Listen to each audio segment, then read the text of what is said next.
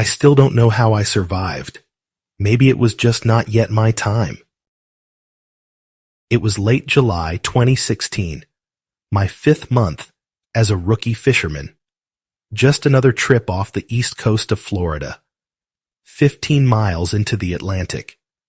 That's all it was supposed to be. I was on the port side of the ship, walking, around 3 p.m. I remember the heat, the sun beating down on the deck, the salty breeze slapping my face, and the ocean was rough. I remember thinking I could get used to this life. Then the wave hit. It wasn't a small one. It was a monster came out of nowhere, slammed into the starboard side with a boom that shook the whole damn vessel. I didn't even have time to curse. One moment I was upright, the next I was airborne. And then I was in the sea. Salt water crashed over me, blinding, deafening. I kicked, thrashed, panicked. The boat was gone. I mean, it was there, somewhere, but it kept moving. Completely unaware, I'd been tossed like trash off the side. By some miracle, my hand hit something round. A life buoy. I grabbed it like it was a piece of God. My whole body was soaked and heavy, the ocean tossing me like laundry in a washing machine.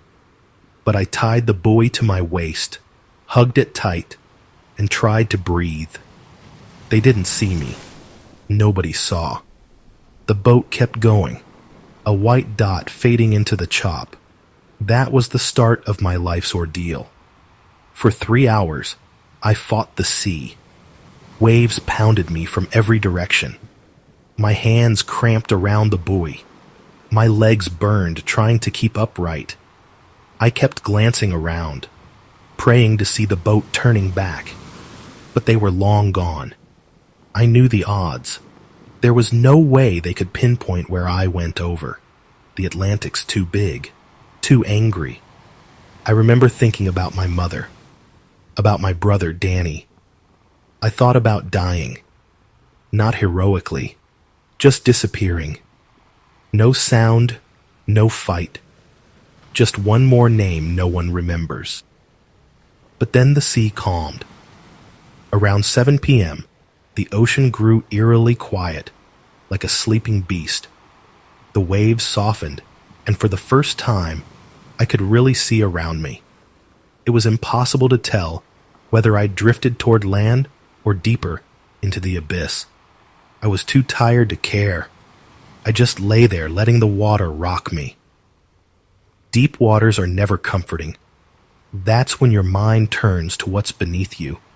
Maybe sharks. This part of the ocean, known to have big ones.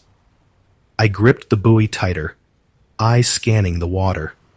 The sun was bleeding into the horizon now, turning the sky red. Fear took hold again. Not from drowning, but from what I couldn't see. That's when I saw it, about 200 meters away. A shape in the water, long and rectangular, a cargo container. Must have fallen from ships during rough sea or storm. Hope hit me like caffeine. I kicked hard, every muscle screaming. The lifebuoy slowed me down, but I wasn't letting go. That thing, whatever it was floating, and that meant it could save me, or at least give me a break. It took a full 20 minutes of kicking. When I reached it, I realized it was a standard steel shipping container, half submerged. 2 feet of it were above water. It must have had something buoyant inside, or maybe sealed air. Either way, it was floating. Barely. Climbing up was a nightmare. Nothing to grab, just slick metal, and plus your body is weak. But I managed to crawl onto it, belly first, and it was solid. It wasn't water. That was enough for me before I passed out from sheer exhaustion. When I woke, everything was black. The sky, the sea, even my thoughts. I checked my watch, 4:12 a.m., the only light I had. I was soaked, cold, and scared. Every sound was magnified. Distant splashes, groans from the container, wind brushing over the sea. I wanted to cry, but I didn't. Instead, I remembered the survival shows I used to love. Man vs. Wild, Dual Survival, even that weird one where people get dropped naked in the jungle. I used to laugh at their dramatic faces and muddy hands. Now, I was living it. I checked what I had. Soaked clothes, my shoes, my watch, and to my surprise, a crumpled pack of wet cigarettes and a cheap lighter. I flicked the lighter just to see the flame, just to see something. That little fire was the first good thing in 10 hours. The sunrise was a painting, but I couldn't enjoy it. Hunger stabbed at my gut, and thirst wrapped around my throat like rope. I scanned the water for ships. Nothing. Just a long, flat horizon. Then, floating nearby, debris. Plastic bags, bottles, ropes. I dragged in what I could. One plastic bottle was half full. The other was empty. I wasn't ready to drink it yet. I'd wait until I had to. By mid-morning, clouds rolled in. Thunder grumbled in the distance. Then came the rain. I threw off my shirt and soaked it in the downpour. Wrung it once to remove the salt in my clothes. Then, I let it soak the rainwater again, and I wrung it out into the empty bottle until it was full, then into my mouth. That taste, fresh water. God, tasted so good. I did it again and again, dancing in the rain like a lunatic. Drank like a king. I knew dehydration would kill me faster than hunger. Better take advantage of it now. But the ocean wasn't done. By 11 a.m., the rain turned vicious. Waves slammed into the container, lifting and dropping it like a toy. I tied the buoy to my waist again, along with the water bottles. For hours, I clung to the metal box, screaming into the wind. The container pitched wildly, nearly flipping, but it didn't, and I held on. The sea calmed by late afternoon, though my body was anything but. I was weak, trembling from the cold and hunger, my limbs stiff as driftwood. Around the container I saw fish, quick silver streaks darting through the water, but they were impossible to catch with bare hands. Just as I began to give up hope for the day, a larger shape caught my eye. A cobia, maybe 4 kilos, thrashing near the surface. It was wounded, its tail half gone, leaving a faint trail of blood in the water behind it. Whatever had attacked it had left it to die slowly. But that misfortune was my salvation. I lunged, adrenaline pushing my arms forward, and grabbed it by the gills. It was sluggish, nearly dead already, and I hauled it up onto the container's surface like a starving caveman bringing down his first kill. I didn't hesitate. The fish was raw, slick, and cold, but I tore into it with my teeth, chewing through sinew and muscle as the ocean watched in silence. I hated raw fish, couldn't even eat sushi back home, but that night I devoured half the cobia like it was a feast. I felt stronger almost instantly, not just in body, but in spirit. It was the first time since falling into the water that I truly believed I might make it. The rest of the night passed in relative calm, the container rocking gently under a starless sky. I ate more of the fish, knowing I wouldn't be able to preserve it. There was no fire yet, no salt to cure it, no way to keep it from rotting. It was a one-time gift, and I had to take as much from it as I could. The next day, the ocean played another cruel game. It was calm at first, even eerily peaceful, but my body, now running on little more than hope and fish scraps, was fading again. I tried to fish, using bits of the cobia tied to string I'd found among the floating debris, but the smaller fish were clever, fast, and disinterested in a drifting hunk of flesh from a predator they probably feared. When it rained later that day, I was grateful. I held up my shirt again, filled the bottles, and drank as much as I could. The water was life.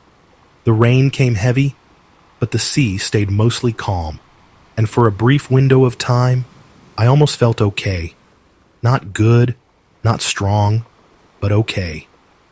By the fourth day, that feeling was gone. My skin had become tight and dry, brittle from the sun and salt, and my lips were cracked to the point of bleeding. I was down to sips of rainwater and what little meat remained on the cobia's carcass. I knew I was fading. My energy was dipping below a line I couldn't cross back over. I wasn't afraid anymore. Not really. Just empty. And then came the fifth morning. It was just after 7 a.m. when I saw the ship. Massive. A container ship, cutting across the horizon like a gray wall. It was maybe a kilometer away, the closest thing I'd seen in days. My heart pounded so loud it seemed to echo off the sea. I jumped up, waving both arms like a madman, screaming hoarsely through a throat rubbed raw by salt and silence. Nothing. The ship didn't change course. It didn't slow. Then the idea hit me. I scrambled over to the pile of plastic I'd collected. Bottles, bags, nets, ropes, anything that could burn, and grabbed my lighter with shaking hands. It flicked once, twice, then finally caught. A small flame curled upward. I fed it the plastic, which caught quickly, releasing thick black smoke. I stood near it, waving again, the smoke rising high into the morning sky. The ship passed within 300 meters. I was sure they saw me. I had to be seen. But nothing happened. The ship kept moving. No siren, no radio call, no rescue boat. It was as if I didn't exist. I sank to my knees and wept, not out of fear, but out of sheer exhaustion. I had played my best card and still lost. I sat for hours, empty. I didn't speak. I didn't even think. But something in me still refused to give up. The tiniest spark buried beneath the fatigue. I must be in some shipping route, or something. Maybe.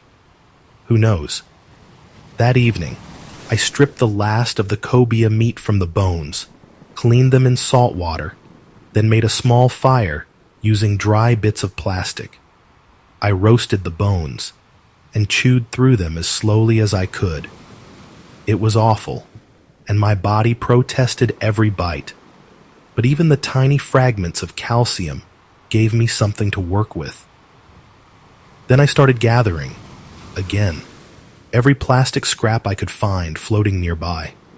I worked methodically, knotting bags and tying ropes, building a larger pile than before. It was part firewood, part signal, part project, to keep my mind from spiraling. That night I prayed, not to any specific god, just to anyone who might be listening. By the sixth morning, I had nothing left to drink. My water bottles were bone dry, and the sky was cloudless. The hunger returned, worse than before, gnawing at my insides like a worm. My skin stung with every movement, and my tongue felt like sandpaper. Around 10:30 a.m., the sun was toasting me on the metal, but in the distance, I could hear something. Then I saw the ship. It was far, maybe 3 kilometers, but this time I didn't hesitate. I crawled to the pile of plastic and lit it. It caught fast, just like the last one, but the fire was larger now with more smoke, bigger flame. I stood, arms raised once again, waving for what felt like forever. Then I fell. I didn't even feel myself hit the container. I just dropped. Time blurred after that. I drifted in and out. Everything was hazy. Then the noise came. Low at first, a thrum, then a rising hum. I opened my eyes, blinking against the sunlight, and saw it. A cruise ship. Enormous, coming closer. I thought I was hallucinating, but it kept getting bigger, louder, realer.